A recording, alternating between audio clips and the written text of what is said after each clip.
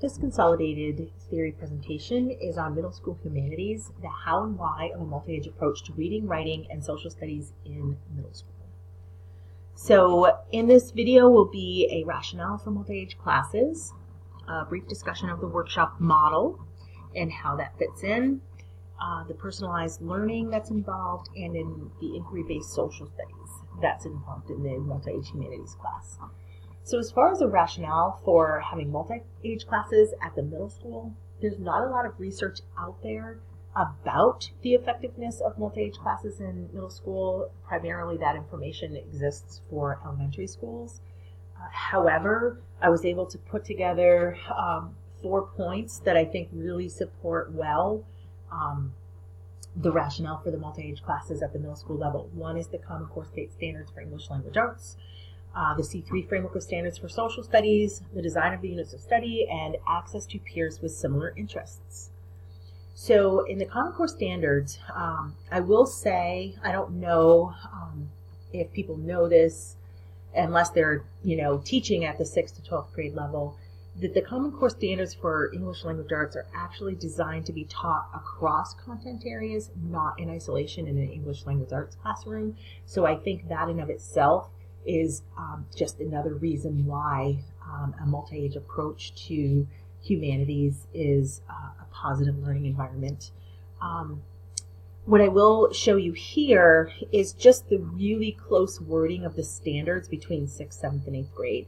And for an example standard that I have for you is standard 6, 7, and 8.1 pertaining to reading standards for literature. So for 6th grade, standard 6.1 says that students will cite textual evidence to support analysis of what the text says explicitly, as well as inferences drawn from the text.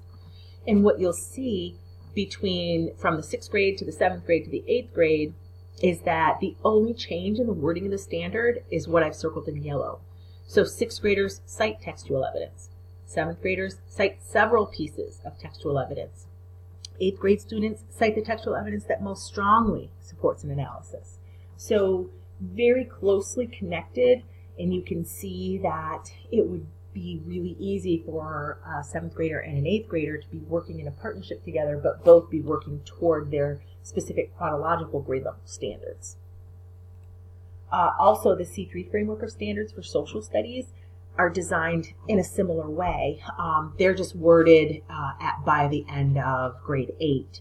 So here, this is by the end of grade 5. So what that tells me is grades 6, 7, and 8, the set of standards that they have, there's no specific order in which they need to learn these or meet these. So it could be 6th grade, it could be 7th grade, as long as it's by the end of 8th grade.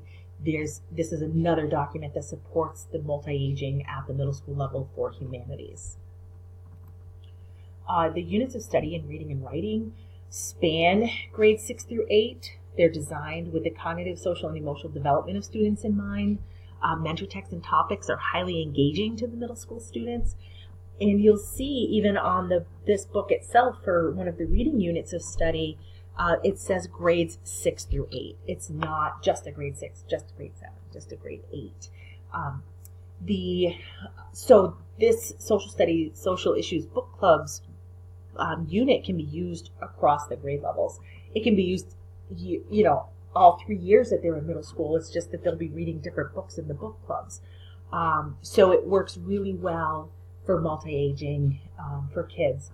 Their writing, just a little side note, their writing units of study are separated by the chronological grade, like it says grade 6 or grade 7 on the book.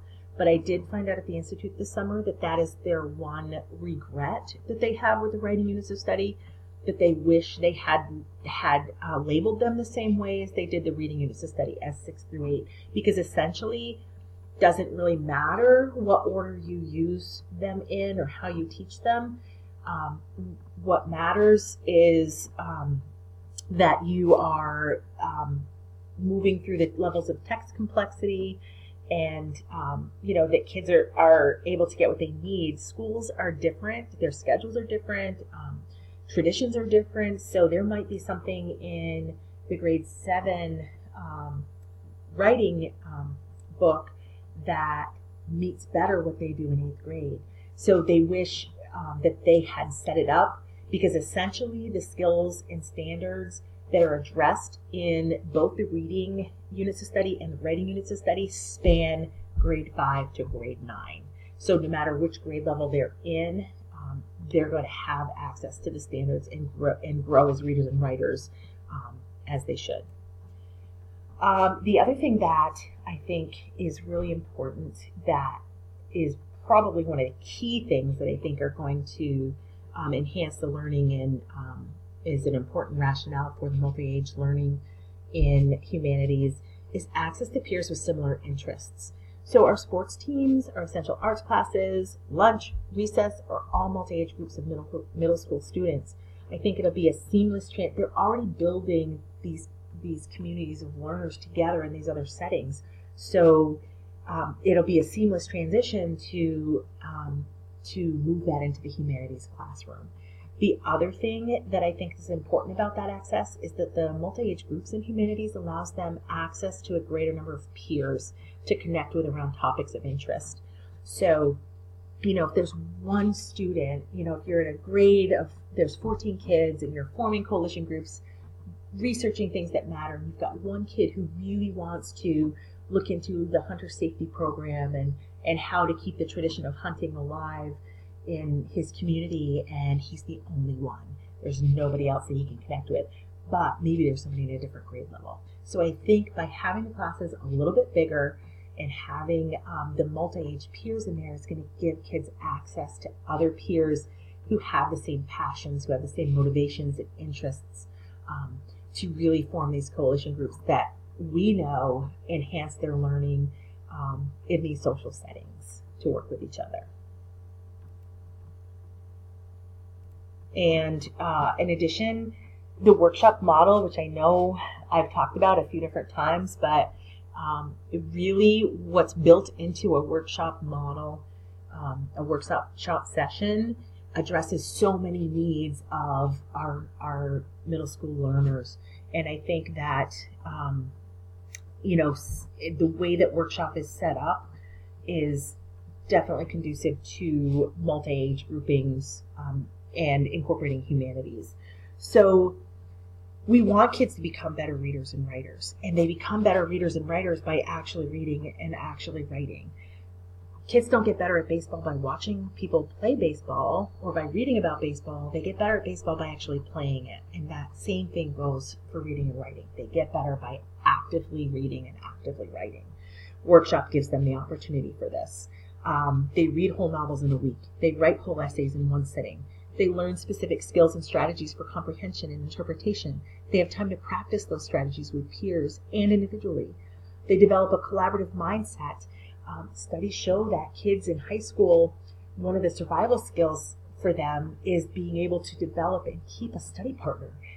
Learning, that's not something that usually comes naturally. So the workshop model actually incorporates teaching in how to be a collaborative, how to have that collaborative mindset and work with other people, and how to do that to build your own strengths in your own learning. I think that also within the workshop model, there's some important life skills that are included. These skills that are going to take them from middle school into high school, into college, into the working world.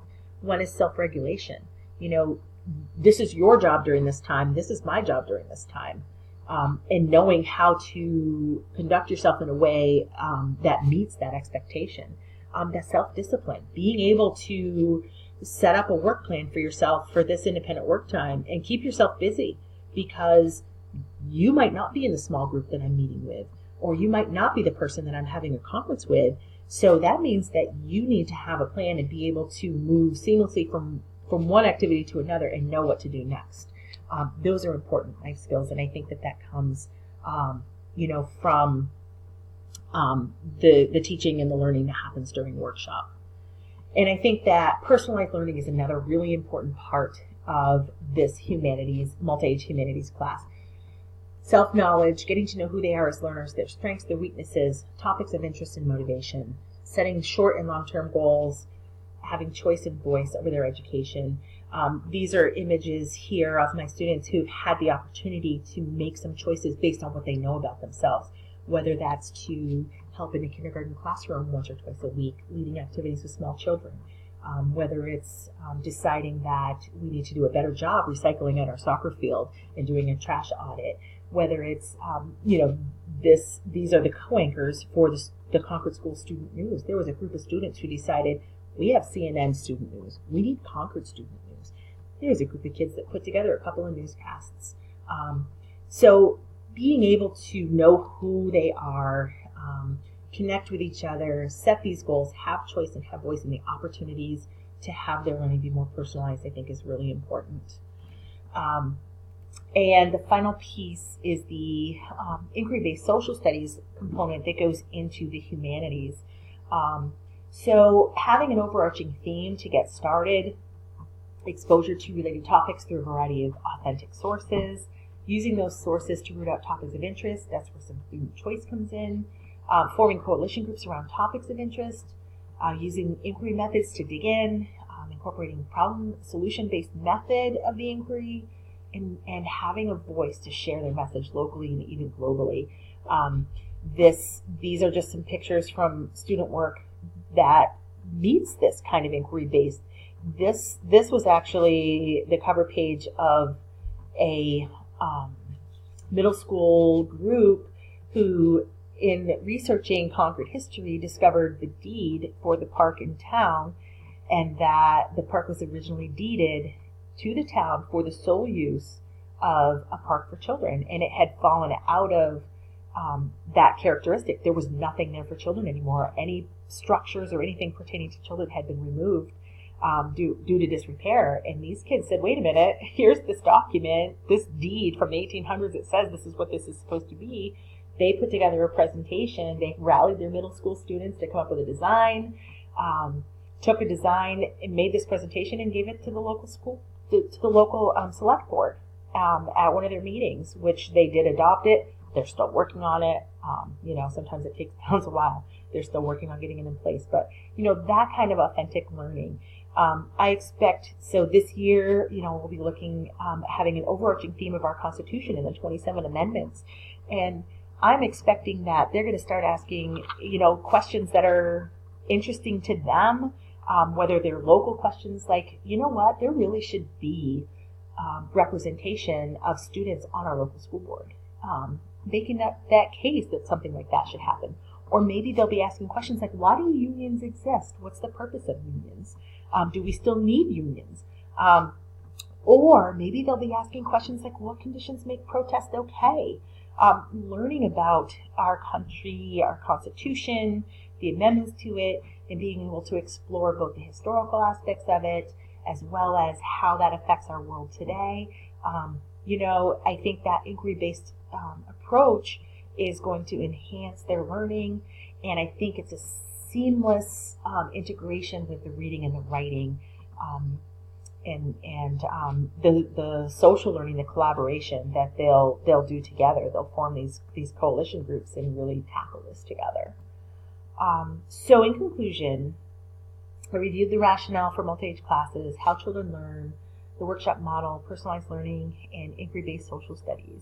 And, I'll just end with saying that no one size fits all for learning. While there are categories or patterns of learning, essentially people are all unique individuals with a variety of strengths, weaknesses, passions, and motivations. Schools shouldn't be intended to fit kids into one mold, but to teach them to exist and succeed in our ever-changing 21st century world.